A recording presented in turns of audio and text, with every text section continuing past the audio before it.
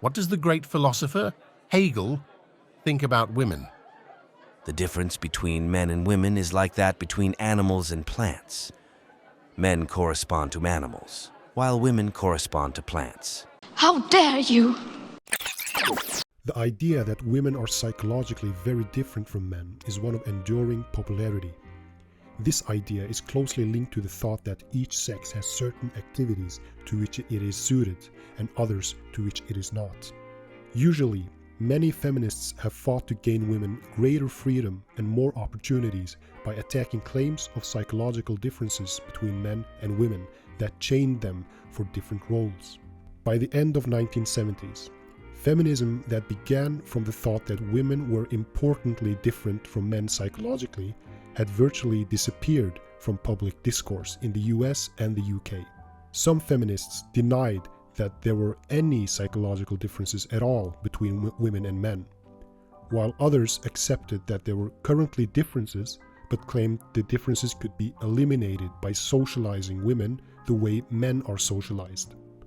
And then the 1980s came, and this is when the feminist movement stumbled upon a shocking reveal from one of their own. Enter Carol Gilligan, a moral psychologist who also identifies as a feminist. Gilligan came out in 1982 with a book called In a Different Voice, where she argued that women's thinking about morality is different from men's, but in a way that deserves appreciation. She claimed that her empirical research had shown that women tend to have the very traits for which they had so often been criticized for, being emotional rather than rational, concerned more with people than anything else, and not interested in abstractions. Her main point was that only sexist assumptions had prevented the realization of how valuable these feminine traits were. Gilligan's work was a critique of a male psychologist called Lawrence Kohlberg. Kohlberg developed a 6-stage scale for mapping moral development. The scale was meant to be universal, in that all human development could be understood as a progress from the lower point on the scale to the higher one. He studied 84 people over a 20-year period, beginning when the study objects were of a child's age. This is one of the questions he asked them. Tom's wife is dying. There is a medicine which could cure her, but Tom cannot afford to buy it. Should Tom steal the drug? Kohlberg was not interested in yes and no answers. He was looking for what kind of reasoning they used in considering the dilemma. Initially, Kohlberg did not have any females in his study.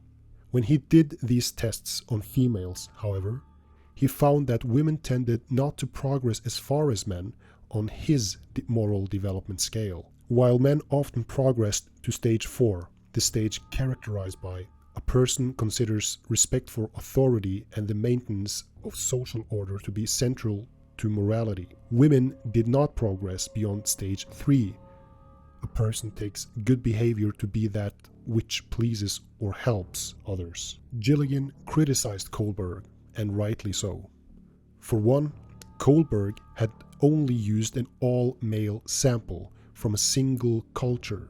The idea that men represent the norm for human development is a very old idea, dating back to Aristotle. Additionally, Gilligan took a closer look at one of Kohlberg's examples. In this example, there are 2 participants, Amy, a female, and Jake, a male. The question they were asked is, when responsibility to oneself and responsibility to others conflict, how should one choose? Jake gave very short answers and based on rules and principles, while Amy gave very long answers and refused to formulate any such rules. Gilligan's point here is that Jake would score far higher than Amy on Kohlberg's scale, because Jake applies a principle to any situation. Amy, on the other hand, might seem a bit more indecisive, but also seems to be far more aware of the complexity of moral decision-making, signaling that she actually shows more maturity than Jake. On Kohlberg's scale, however, Amy's reasoning would go unrecognized and falsely labeled as immaturity. To argue that women are morally underdeveloped only makes sense if we assume that there's one norm for all people, and that this norm is the one exemplified by men. To summarize, Gilligan suggests that women develop differently than men, but not in an inferior way. She calls women's approach to morality as care thinking, while men's morality is more akin to justice thinking.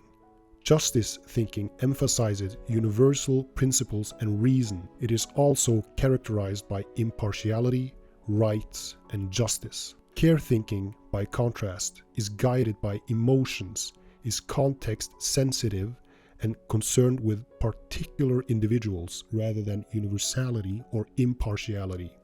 Gilligan's work is a strand of feminism that believes that it is a mistake for feminists to strive for access to traditional male ways of life.